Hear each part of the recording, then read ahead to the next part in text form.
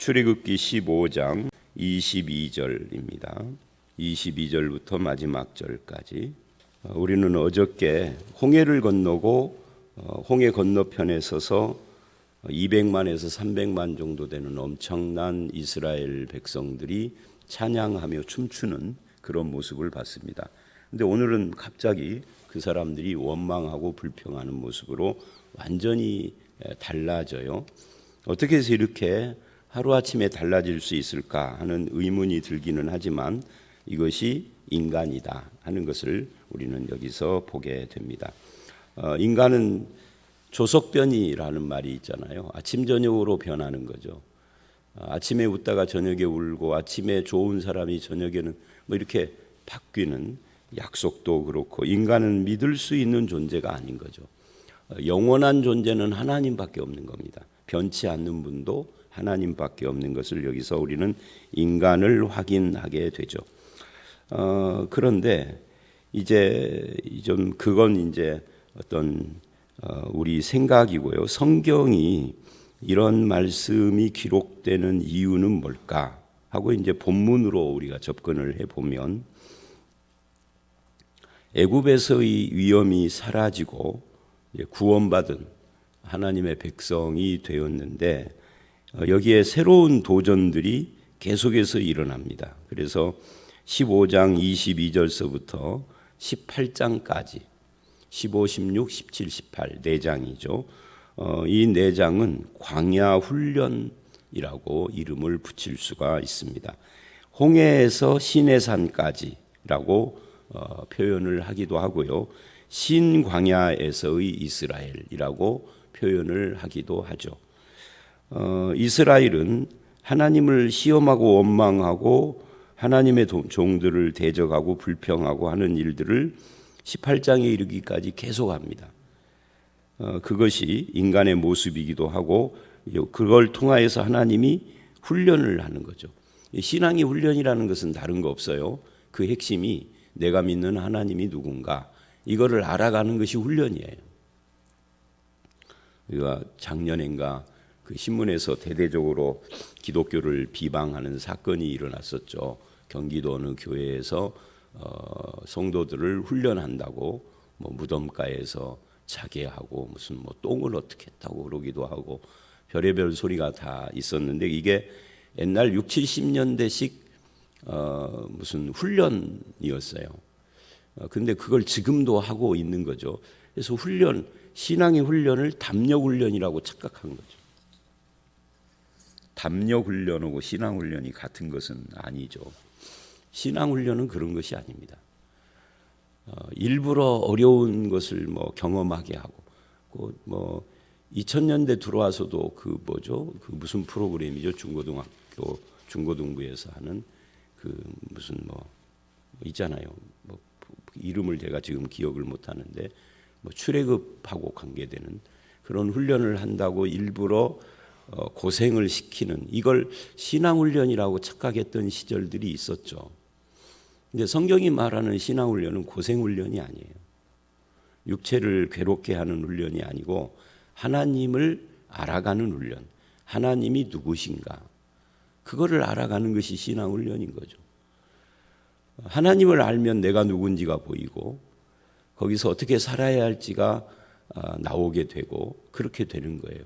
그리고 신자로서 어떻게 살 것인가는 반드시 고생을 해서 되는 건 아니죠.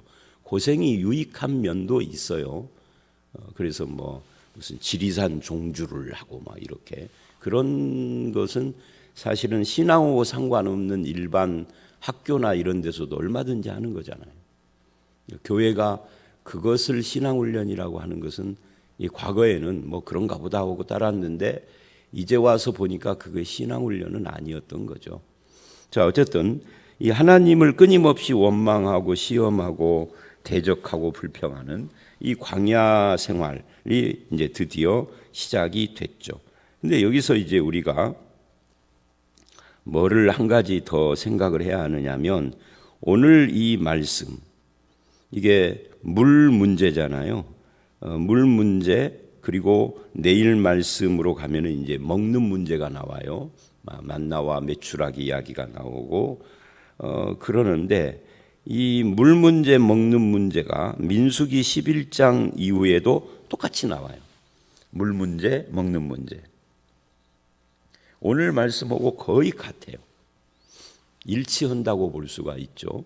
첫 번째냐 두 번째냐 이 차이만 있는 거죠. 그런데 오늘 본문에는 하나님의 심판이 없어요. 하나님이 야단은 치시죠.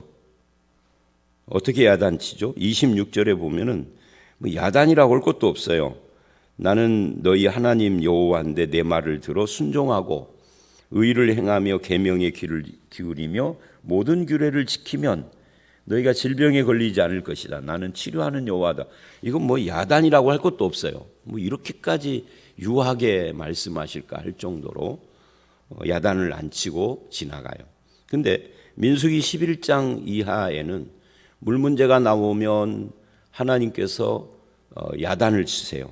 말하자면 심판하신다. 징계. 먹는 문제가 나왔을 때도 하나님이 징계하세요.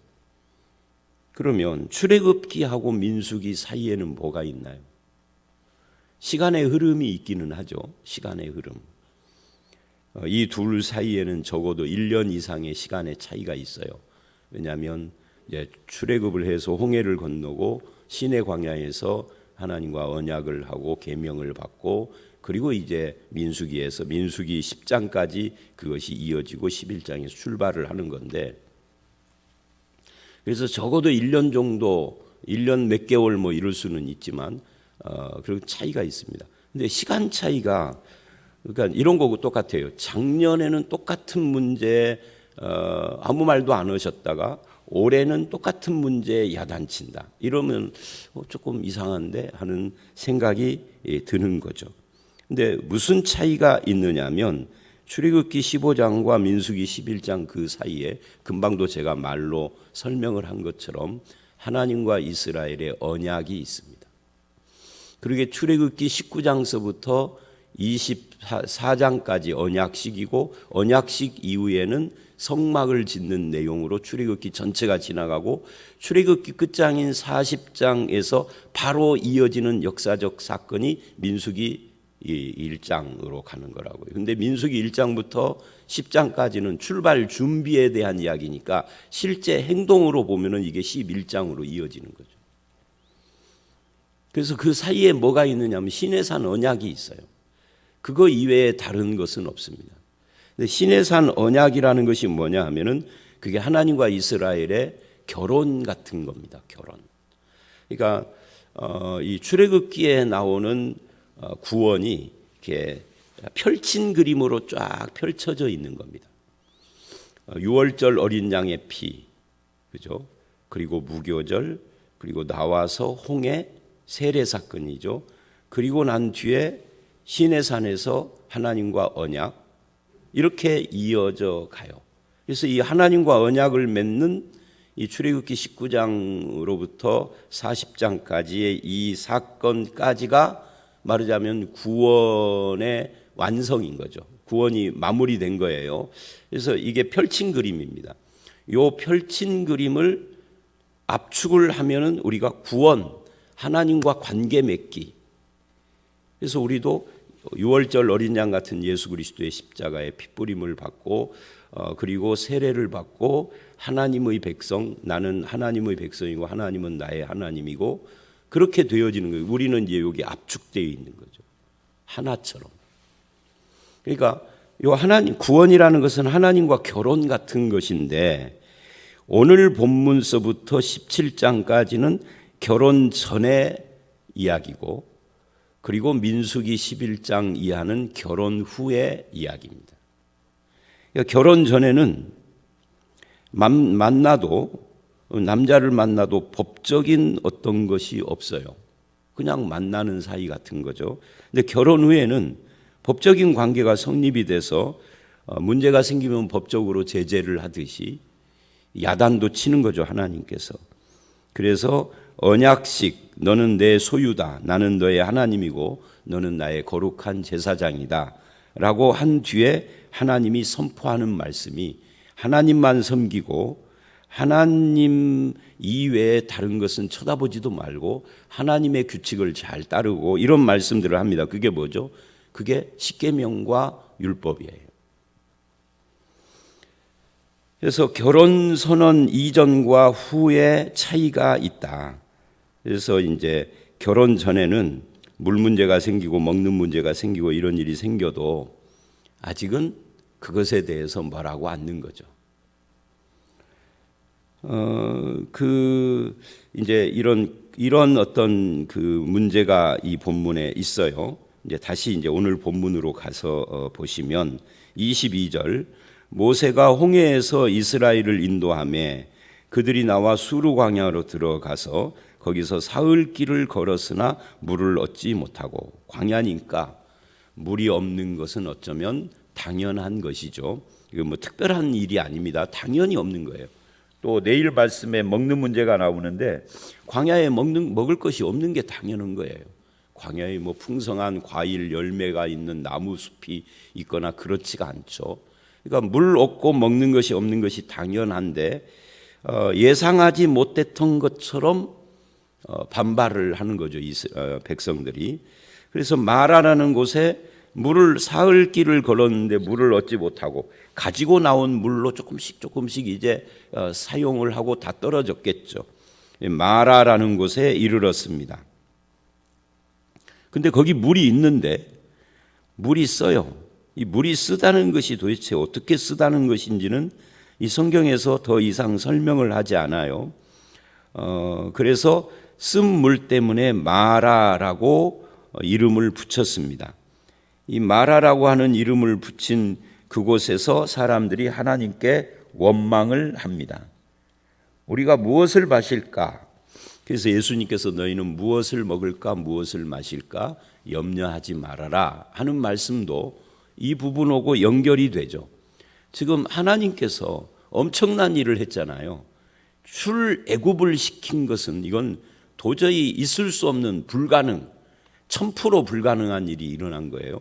또 홍해바다를 가르고 건넌 것도 이건 뭐 1000% 있을 수 없는 일이 일어난 거죠. 그런 하나님을 따라 나왔는데 무엇을 먹을까 마실까 염려를 하고 있는 거죠. 그것 때문에 염려 정도가 아니라 원망을 하고 있는 거죠. 그런 이야기를 지금 하고 있는 겁니다. 우리도 똑같습니다. 하나님을 믿는데 끊임없이 원망을 합니다. 먹을까 마실까 뭘 입을까 이런 것에 대한 원망과 염려에 빠져 있는 우리의 모습하고 이 마라의 이스라엘하고 유사함이 있다 하는 것을 지금 보여주고 있는 거예요. 그래서 이제 원망을 하며 모세가 여호와께 부르짖었습니다. 그랬더니 여호와께서 한 나무를 가리켜서 물에 던지니 물이 달게 되었더라. 도대체 이런 일이 어떻게 있을 수 있는가? 이거는 일반 상식으로나 무슨 과학으로 설명이 되는 것이 아니에요. 성경을 이 이론이나 논리나 과학이나 이런 걸로 설명하려고 하는 분들이 가끔 있어요. 또 그런 설명이 가능하다라고 말하는 분들도 있습니다. 근데 이런 경우에는 설명이 불가능하죠. 어떤 나무를 던졌는지도 분명하지 않습니다. 학자들이 이것저것 이 나무는 이런 걸 거다 저런 거 그건 다 상상이죠. 짐작일 뿐인 거죠. 성경 자체가 이 한 나무가 무엇인지를 말하지 않아요. 근데 그것이 물에 던지니 달게 되었더라. 그래서 쓴물을 단물로 바꾸시는 하나님의 은혜, 이걸 조금 더 확장해서 말을 하면 쓴물 같은 인생의 경험을 하고 있는 우리를 단물로 바꾸어 주시는 은혜입니다. 예수 그리스도 안에서는 성도가 그런 쓴물 같은 것이 바뀌어 하나님께 감사 기쁨 찬양하는 그런 삶으로 만들어주죠. 마치 빌립보 감옥의 사도 바울처럼 사도행전 16장에 거기서 감옥에 갇혀서 채찍에 맞았는데도 찬양을 하는 이것이 바로 변화된 그리스도인들의 모습인 거죠. 우리 인생이 그렇게 원망하고 불평할 수밖에 없는 자리에서도 하나님을 바라본다는 것이 뭔가 하는 것을 생각하게 됩니다. 그 다음에 이렇게 말을 해요. 달게 되었더라 한 다음에 거기서 여호와께서 그들을 위하여 법도와 율례를 정하시고 그들을 시험하실세. 근데 이 말씀이 앞뒤가 좀 어색합니다. 시험하실세라는 말이 뭘 시험을 했다는 거예요. 그래서 이제 흔히 마라의 쓴물로 시험했다 이러는데 마라의 쓴물은 이미 지나간 거예요. 쓴물이 단물로 변한 뒤에 이 말씀이에요. 그래서 그거는 안 맞아요, 문맥이. 그런데 여기서 시험하셨다라는 말씀은 훈련하셨다라는 말씀으로 바꿀 수 있어요. 그러니까 이 마라의 사건을 통해서 하나님께서 그들을 훈련하셨는데 그때 법도와 율례를 정하시고 이 법도와 율례가 뭐냐 하는 것도 본문에는 말하지 않습니다. 안 나와요. 그 법도와 율례의 내용이 안 나와요. 무슨 내용일까에 대해서. 근데 그걸 가지고 하나님이 훈련을 하셨다. 아마 이 법도와 율례가 무엇인지는 확실하지 않지만 그것이 그 하나님 백성들이 어떻게 살아야 되느냐 삶의 자세, 하나님을 믿지 않고 원망하고 불평하는 그것과 관계된 율례와 법도일 거예요. 어쨌든 그렇게 해서 하나님이 저들을 훈련을 하십니다.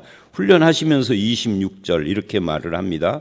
나 여호와의 말을 듣고 순종하고 의를 행하고 하나님 보시기에 의입니다. 세상이 보는 의가 아니고 그리고 이 의라는 것은 옳음입니다. 하나님 보시기에 옳은 삶을 살아라 이런 이야기. 순종하고 의를 행하며 내 계명에 귀를 기울이며 내 계명이 뭐예요? 없어요. 여기서 규례를 지키면 이제 이것이 율례, 법도, 계명, 규례 다 유사한 내용들인데 이것이 이제 나중에 출애굽기 19장 이후에 본격적으로 이 법도, 율례, 규례, 계명이 뭔가 하는 것이 구체적으로 그 내용이 나오죠.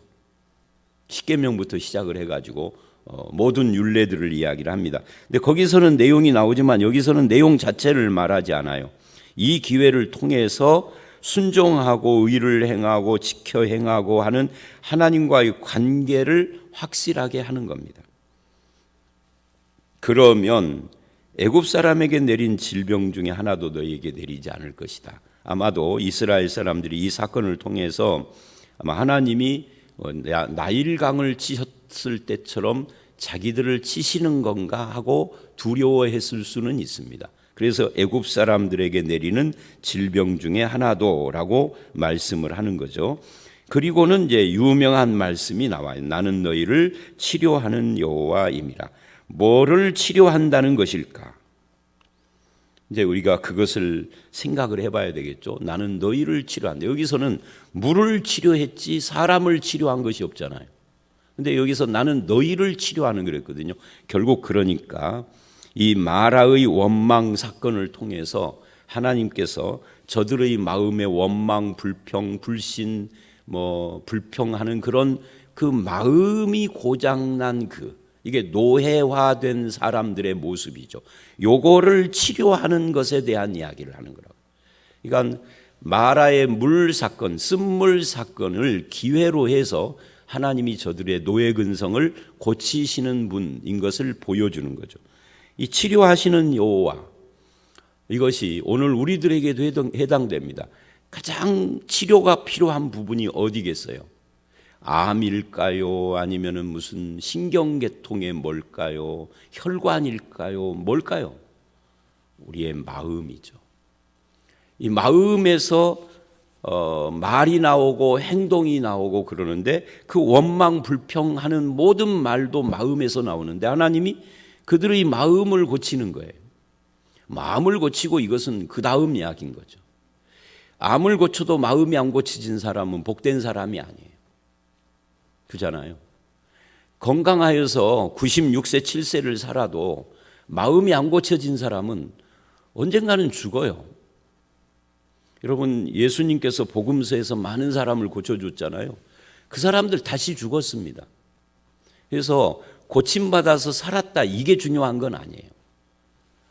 고침받아서 생명이 연장된 사람 중에 결국은 죽어서 지옥 간 사람들이 많아요. 복음서에도 나오죠. 10문둥이가 나병 환자가 고침을 받았는데 9명은 그냥 그 길로 끝나고 1명만 예수께 돌아왔어요. 그러니까 1명만 고쳐진 거죠. 진정으로 고쳐진 것은. 이 나병이 고쳐진 것은 10명인데 마음까지 고쳐지는 것은 1명이라는 거죠. 그 1명만 천국 백성인 거예요. 나머지는 고쳐져서 생명 연장 받고 지옥 간 거죠. 오늘 우리도 마찬가지. 근데 우리는 마음이 고쳐지는 것에 대한 관심은 없어요. 육체의 질병 고치는 것만 관심을 갖죠.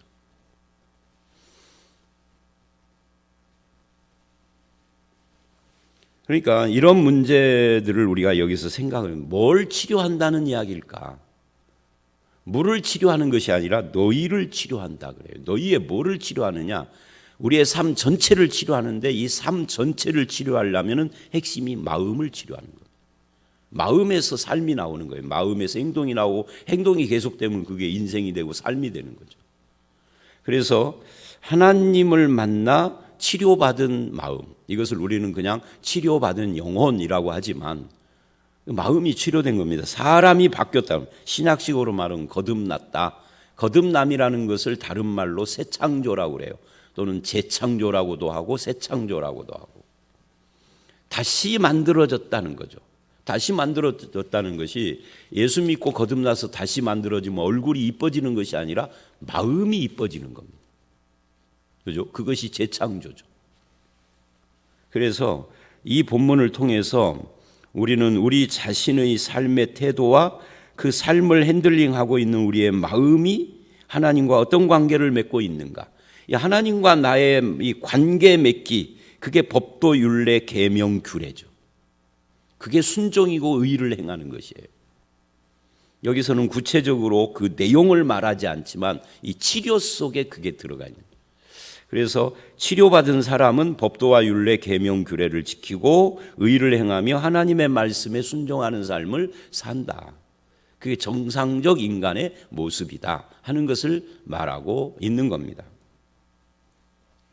그런 다음에 27절에 마무리를 해요. 이 27절 마무리를 보면 엘림에 이르니 그러는데 이 엘림은 마라로부터 약 2시간 거리라고 합니다. 2시간 거리니까 오늘 우리로 말하면은 약 한 7, 8km 정도, 2시간이면은 뭐 1시간에 10리를 걷는다고 치면은 20리 정도 그렇게 되는 것이에요. 가까운 곳이죠. 그러니까 걷지 않고 차로 간다면 슉 가는 거죠. 나 갈게. 근데 전화기 끊고 돌아섰는데 벌써 와 있어요. 요즘 자동차로 다니니까. 그렇게 가까운 거리예요. 그래서 이 본문을 볼 때마다 항상 얄궂다 하는 생각이 들어요. 왜?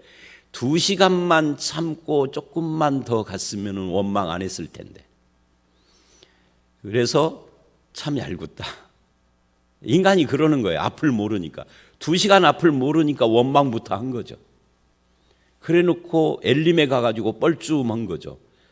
여기 이런 데가 있는데 괜히 원망하고 속보였네. 근데 하나님은 그렇게 속이 보여지기를 원하는 거예요. 인간의 속에 시커먼 것이 다 보여지기를 원해요. 보여야 치료할 거 아니에요. 이게 마라에서 원망 안 했으면 치료하는 여호와 이 말씀도 안 들었을 거예요. 그래서 내가 정상적이라고 착각했을 거예요. 난 좋은 사람이야. 나는 좋은 사람이라는 착각을 가지고 90까지 살다가 죽었어. 그런데 죽고 가보니까 지옥이. 나 좋은 사람인데 왜 지옥에 왔지? 착각한 거예요. 마라가 없어가지고 속에 있는 게 안 나타난 거예요. 마라가 있기에 내가 얼마나 못된 사람인가가 드러난 거죠. 그리고 난 다음에 하나님이 엘림을 주신 거예요. 엘림은 그냥 한마디로 쉬는 것이잖아요. 우리가 알고 있기로는 이런 것을 가리켜서 오아시스 같은 그런 곳입니다. 물샘 12과 물샘 12이니까 지파에 하나씩 물샘이 하나씩 주어진 거죠. 그것도 턱없이 부족하죠. 한 지파가 몇만 명씩인데. 종려나무 70그루 가지고도 부족하기는 하지만 그러나 일단 이 광야에서 쉴 곳이 생긴 거예요. 하나님께서 그렇게 휴식을 주시는 겁니다. 마라를 통해서. 자, 그래서 오늘 말씀 여기까지인데 오늘 말씀에서 우리가 여러 가지 이야기를 했으나 확실하게 한 가지 결론은 치료하시는 여호와 뭘 치료하는가? 나를 치료한다. 환경을 치료하는 것도 아니고 뭐 암을 치료하고 이런 것이 아니라 나 자신을 치료하는 겁니다. 나의 인간의 마음을 치료하고 어떻게 치료하느냐 하면은 법도 율례 계명 규례를 지키고 의를 행하고 순종하는 인간으로 원망하고 불평하고 대적하고 하던 사람들을 바꾸는 그런 치료를 하시는 겁니다. 근데 아직 다 치료된 게 아니에요. 이런 경험을 통하여서 자기를 알아가는 거죠. 치료된 것이 아닙니다. 치료하시는 하나님이라는 거지 치료했다가 아닙니다. 계속해서 그래서 원망하는 이야기가 내일 말씀에도 만나 사건에서 나와요. 거기서도 그렇고 뭐 아말렉 사건 이런 것을 쭉 경험을 하면서 드디어 하나님 앞에서 이제 하나님을 나의 하나님이라 고백을 하고 나는 하나님의 것입니다 고백하는 19장까지 가는 거죠. 자, 저와 여러분, 우리의 삶과 우리의 마음을 치료하시는 여호와가 우리와 함께 합니다. 그래서 우리가 원망이 나와야 할 그 순간을 좀 기다리고 하나님을 바라봐야 할 필요가 있어요. 그 순간을 넘기고 주님을 의지하면은 하나님이 엘림을 준비하시는 거죠. 그렇게 주님과 함께 동행하며 우리는 이미 예수 그리스도 안에서 치료된 사람들이죠. 그렇다면 마라를 만났을 때 그 쓴물 앞에 원망하는 자가 되지 말고 치료된 사람으로 반응을 보이면서 하나님과 함께하고 순종하며 주님의 영광 드러내는 저와 여러분들이 되시기를 주의 이름으로 축원합니다. 함께 기도합니다. 하나님, 구원의 찬송을 불렀지만 그러나 이스라엘은 마라를 만나자 원망하며 불평하며 하나님을 대적을 하는 것을 봤습니다. 인간의 본성이 무엇인지를 여기서 다 드러낸 그들을 향해서 물을 달게 만들어 주시며 나는 너희를 치료하는 여호와라고 말씀하십니다. 물을 고치는 것이 아니라 사람을 고치시는 하나님, 하나님의 법도와 율례, 계명과 규례를 지켜 행하고 순종하며 의를 행하는 그렇게 고침받은 하나님의 백성으로 살기를 원하시는 하나님, 예수 그리스도 안에서 성령님으로 우리를 고치신 것을 믿사오니 원망하고 불평하며 대적해야 할 그런 순간에도 인내하고 참고 주님을 바라보게 하시며 주님의 은혜를 붙잡게 하시며 주님 앞에서 범죄하고 원망하는 자가 아니라 감사하고 찬양하는 자로 살게 하여 주시옵소서. 마라가 있으면 반드시 엘림을 준비하시는 하나님, 우리의 삶에 때때로 힘을 주시고 평안을 주시는 그것을 누리는 자들이 다 되게 하여 주시옵소서. 예수님 이름으로 기도드려 싸움나이다. 아멘.